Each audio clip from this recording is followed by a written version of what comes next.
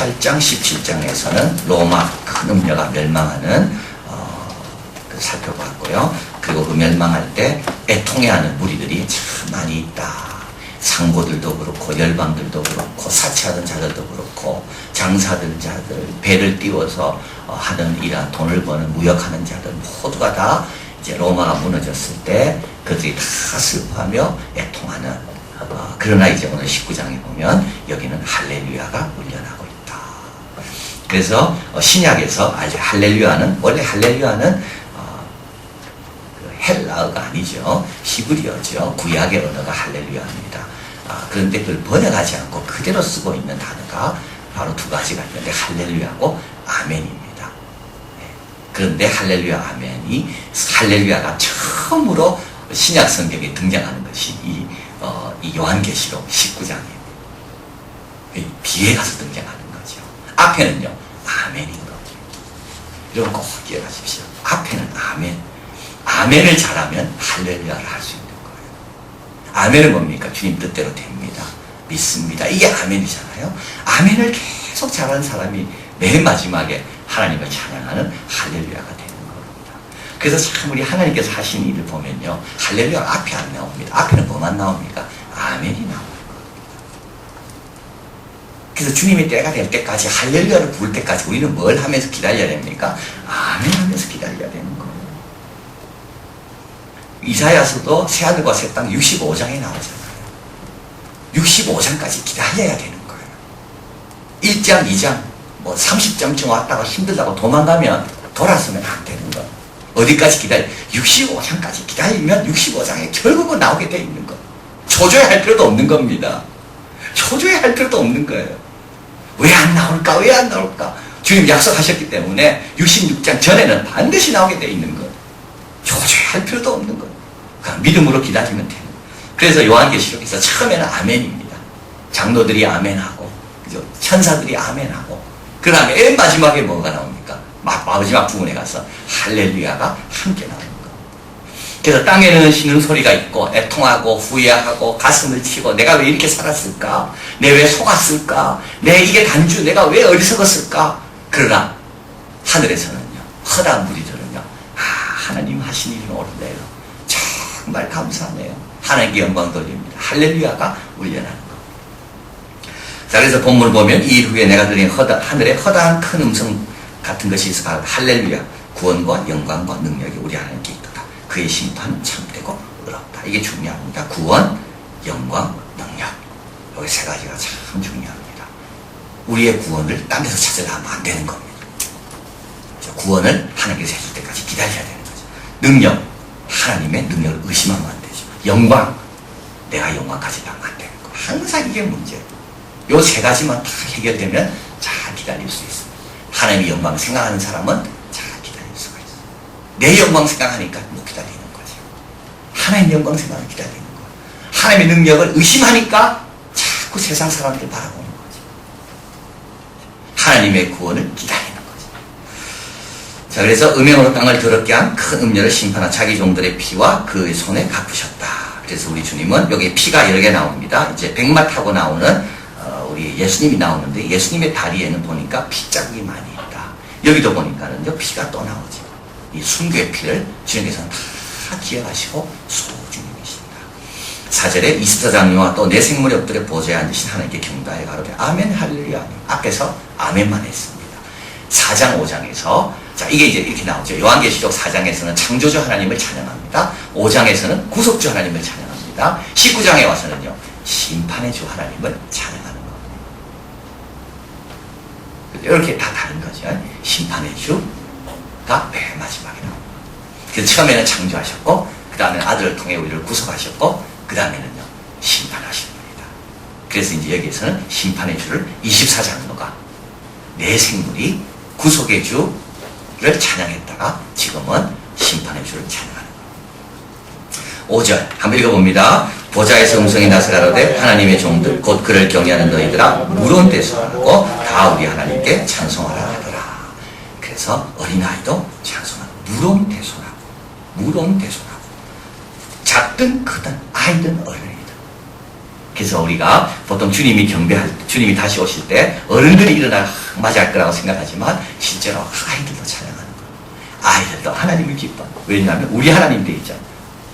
어른의 하나님뿐만 아니라 아이들의 하나님이 우리가 청소년들도 막 일어나고 얼마나 이 중요한 순간에 우리 아이들이 이 자리에 딱 있다면 얼마나 영광스럽겠습니까? 그것을 여기서 노래합니다. 또 허다한 무리의 음성 같고 많은 물소리 같은 큰 외성이 나서 가로되 할렐루야. 또 나옵니다. 우리 하나님 전능하시니 같은 우리가 즐거워 크게 기뻐하며 그의 영광을 돌리세. 어린 양의 혼인 기약이 이르렀고 그 아내가 예배되었다. 그래서 주님이 다시 오실 때 있다는 결혼식입니다. 근데 이 기약이란 말이 나오죠. 약혼하고 그 다음에 뭐가 합니까? 결혼하는 거. 약혼하고 기다려야 되는 거지. 잘 기다려야 되는 겁니다. 그래서 잘 기다린 사람은 이때 주님께서 영광스럽게 우리를 결혼식으로 부르신다. 그러나 잘 못 기다려도 은혜로 우리 모두가 다 주님의 어린 양의 신부가 다 된다. 그걸 여기서 말씀합니다. 그리고 세마포가 나오죠. 깨끗한 세마포를 있게 하신 이 세마포는 성도들의 옳은 행실이더라. 그래서 앞에는 로마가 자줏빛 옷을 입고 막 자랑합니다. 화려한 옷을 입고 수입품 옷을 입고. 그러나 성도들은 그 옷 말고 더 귀중한 옷이 있는데 그게 뭡니까? 성도들의 옳은 행실이더라. 믿음으로 기다리고 사랑하고 모이기를 힘쓰고 이럴 때마다 예쁜 옷들을 신랑을 위한 예쁜 옷을 우리가 준비하는 거다. 그것을 말씀합니다. 천사가 가로되 기록할 어린 양의 혼인잔치 청함을 입은 자들이 복이 있도다 하고 또 내게 말하기를 이것은 하나님의 참되신 말씀이다. 그래서 어린 양의 혼인잔치에 청함받은 우리가 다 복이다. 10절에 내가 그 발 앞에 엎드려 경배하다가 그가 나더러 말하기를 나는 너와 및 예수의 증거를 받은 내 형제들과 같이 된 종이니 그리하지 말고 오직 하나님께 경배하라. 예수의 증거는 대언의 영이라 하더라. 그래서 사도 요한은 누굽니까?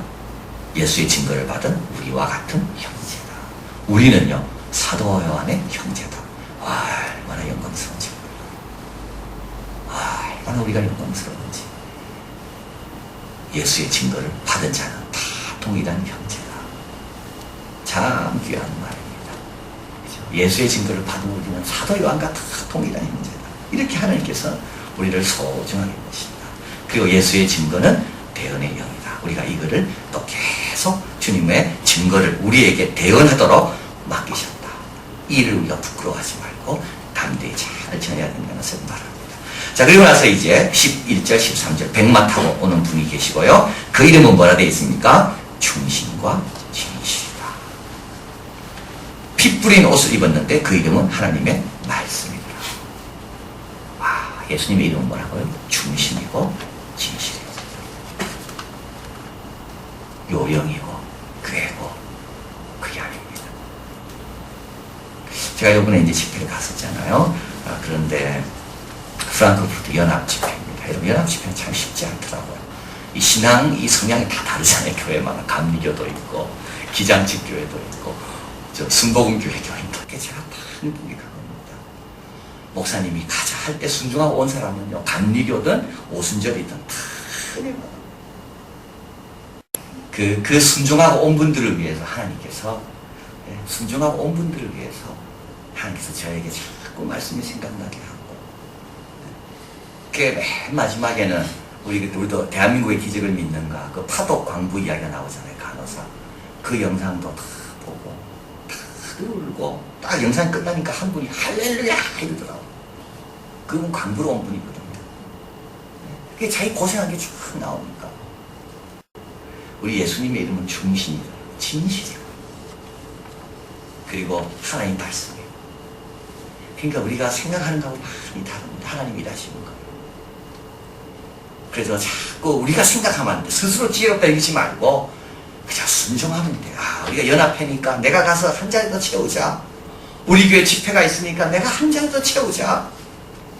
빈자리가 있으면 강사님과 이 집회를 주관하는 분이 얼마나 이게 참 마음이 무거울까. 내가 그 자리를 채우자. 이러고 왔는데 보니까 어떻게 됩니까? 은혜가 하나님이 주시는 은혜가 있는 거예요. 그분을 위해서 주시는 거예요. 그 겸손을 보시고 하나님께서. 그래서 우리 예수님은 어떻게 하실까 한번 생각해 보세요.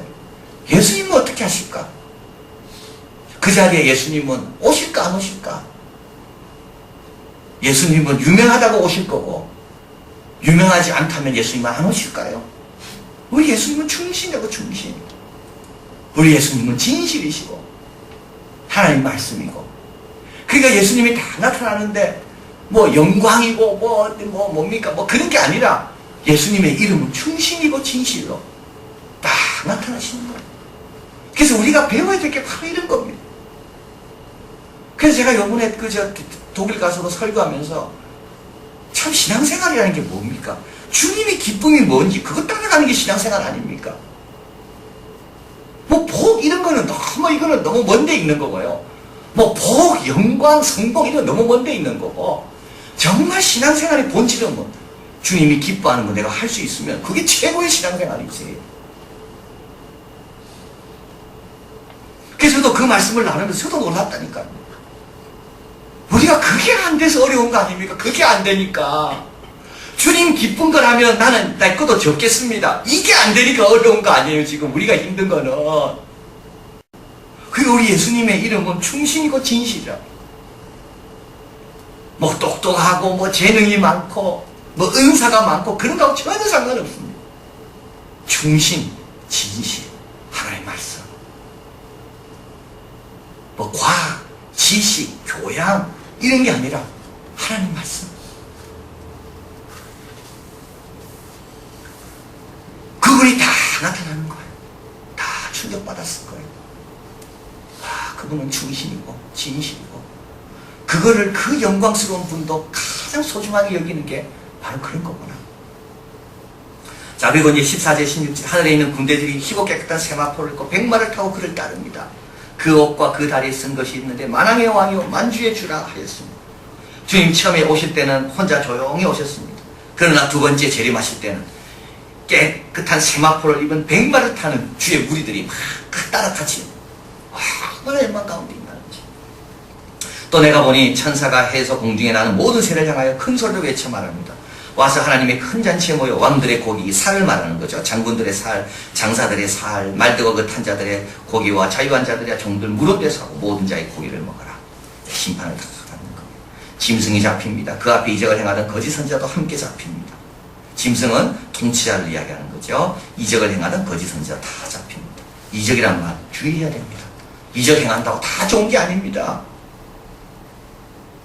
이적 행한다고 여러분이 다 믿고 따라가면 큰일 난다는 거예요. 알고 보니까 다 잡히는 자들이에요. 다 거짓 선지자들이에요. 사도 요한은 이적 하나도 행하지 않았다 그랬습니다. 초대교회 핍박받는 사람들에게 주님께서 약속하신 것은 말씀이지 기적이 아닙니다. 그냥 죽어가는 거예요. 그냥 힘없이. 근데 마지막에 보니까 누가 할렐루야 외칩니까? 그런 사람들이 할렐루야 외치는 거예요. 이적 좋다고 여기 가면 이적 행했다고 막 쫓아다니고 이적을 행하지 못하는 사람은 무시하고 능력 없다고 함부로 이야기하고 그러면 안 되는 거죠. 이적이잖아요. 이적을. 짐승이 잡히고 그 앞에서 이적을 행하던 거짓 선지자도 함께 잡혔으니 이는 짐승의 표를 받고 그 우상에 경배하는 자들 이적으로 미혹하던 자라. 이 둘이 산채로 유황불에 못에 던지우고 그래서 먼저 이들이 심판을 받습니다. 그 다음에는 이제 용이 이제 유황불에 잡히게 됩니다. 그래서 순서대로 하나하나 이제 심판을 받게 됩니다. 자, 정림의 교훈, 하나님의 심판은 참되고 의로우십니다. 그죠? 하나님, 그래서 내가 심판하려 하지 말아요. 다 하나님께 맡게 되는 거예요. 괜히 그러다가 알고까지 당합니다. 알고. 강아두라 그러잖아요. 가라지 뽑으려다가 알고까지 상할 수가 있어요. 가만히 두세요. 애들이 뭐 말하면 그냥 인정해 주세요. 격려해 주고 그냥 축복해 주고 야, 그 말도 안 돼. 그런 말 제발 하지 마세요. 그 네 말이라고 지금 하는 말이냐? 제발 그러지 마세요. 내가 그 말 들었을 때 기분 좋겠습니까? 내가 이렇게 고민하고 물론 어른의 입장에 봐서는 정말 말도 안 돼요. 그러나 걔한테는 그게 중요한 거예요. 그걸 인정 안 하면 어떻게 됩니까? 걔는 점점 좋은 생각들을 나누지 않습니다. 그 승자에 대해서 말씀드렸잖아요. 부모가 너무 똑똑하고 완벽하면요, 그 아이들은요 다 피폐해집니다. 왜냐하면 아이들이 말해봤자 부모는 계속, 왜냐하면 부모 맞아요. 그건 부모 기준에는 맞아. 근데 아이들은요, 그런 격려가 쌓여야지 아이들이 성장하는 거. 심판 조심해야 돼요. 하나님께 다 맡겨야 돼요. 하나님께 다 맡겨야 돼요. 우리 아이들을 외롭게 하지 마십시오. 아이들이 좋은 생각이 날 때마다 이거 엄마한테 이야기했다가 틀림없이 엄마 또 무시할 거다. 그렇게 아이들 키우지 마세요. 아이들 그렇게 멸시하지 마세요. 무론대손하고 하나님을 찬양하는 아이들 아닙니까? 하나님을 찬양하는 아이들. 하나님은 아이들을 귀하게 여겨야 됩니다. 아이들의 생각들은 그 수준에서는 그 생각 귀한 겁니다. 그리고 나도 그 아이 때는 그런 생각 못했어요. 지금 어른이니까 함부로 판단하지, 나도 그 나이 때는 그런 말 못했다. 얼마나 귀해요. 그냥 나쁜 말 할 바는 안 하는 게 나아. 좋은 말 하려면 하시고 나쁜 말 할 바에는 안 하는 게 나아. 가만히 있어. 그냥 가만히 계세요. 그냥. 그럼 아이들 고마워할 거예요. 심판을 하나님 하시고 우리 아이들 앞에서도 함부로 심판하는 거예요. 그 다음에 두 번째로 혼인기약 이럴 때까지 잘 참아야 됩니다. 약혼한 날까지. 잘 참는 방법은 뭡니까? 우리 예수님을 자꾸 바라보면 됩니다. 예수님을 자꾸 바라보면 됩니다. 예수님은 진실이고 충신이고 하나님 말씀이라 그랬잖아요. 예수님을 자꾸 바라보면 됩니다. 그죠? 내 자신을 바라보지도 마시고 내 권리를 생각하지도 마세요. 예수님을 자꾸 바라보는 거. 그러면 나도 모르게 또 좋은 옷이 입혀지고 예수님을 자꾸 바라보는 거. 자, 그리고 우리는 요한의 형제들입니다. 우리도 마찬가지로 주님의 복음을 증거하는 그런 담대한 자들이 되어야 된다. 성인이 되어야 된다. 자, 그래서 혼인잔치에 초대받은 자입니다. 그러나 그 전에 우리는 뭘 해야 되죠? 혼인잔치를 초청하는 주님의 일꾼이 또 되어야 합니다. 나는 혼인잔치 갈 겁니다. 그러나 주님은 일꾼으로서 우리를 다른 사람도 혼인잔치에 오도록 예수님의 비유에 나와 있잖아요. 그 역할을 잘 해야 됩니다. 제가 이제 숙소에 있는데요. 이게 결혼식 피로연을 이제 하는 거예요. 근데 이제 한국 2세가 이제 결혼을 해요. 그래서 2세가 결혼하니까 뭐 독일 사람, 뭐 미국 사람, 외국 회사 다니니까 이제 와서 피로연을 이제 하더라고요. 그리고 이제 자더라고 호텔에서요. 그래서 뭐 얘들은 이렇게 밤늦게까지 노나 빨리 집에 안 가고 이제 그런 생각했어요. 그런데 제가 이제 그날 저를 픽업해주는 어떤 집사님이 이제 자기 집에 인도하는데 자기 아는 분이 그날 결혼했다 그러더라고요. 그 자녀가. 그래서 내가 여기는 어떻게 호텔 방에서 자냐고. 뭐라는지 아십니까? 이 친구들은요 멀리서 온 애들도 많대요. 비행기 타고 가족이 다 자기 돈 내고 온대요. 그리고 호텔방도 자기 돈 내고 산대요. 그래서 이 독일에서는 결혼시키는데 돈이 하나도 안 된대요. 축하해 주려면 자기 돈 내고 축하해 준다는 거. 우리 한국은요, 야 네가 왔냐 돈 주면서 야 어디 여관에서 자고 가라 차비 주고 얼마나 부담되는지 몰라요. 그래서 감비에 갔을 때도 제가 놀래미 그렇습니다. 결혼을 했는데 옷을 여자들이 다 똑같은 거 입고 있어. 똑같은 천을. 그게 뭐냐 그랬더니는 친구들이 그 신랑 신부에게 어떤 천이 좋냐, 이 천이 좋다. 그 천을 갖고 자기들이 자기 돈으로 옷을 해 입는다. 그리고 그 결혼식장에 나오는 걸 축하해 주려고. 자기 돈으로.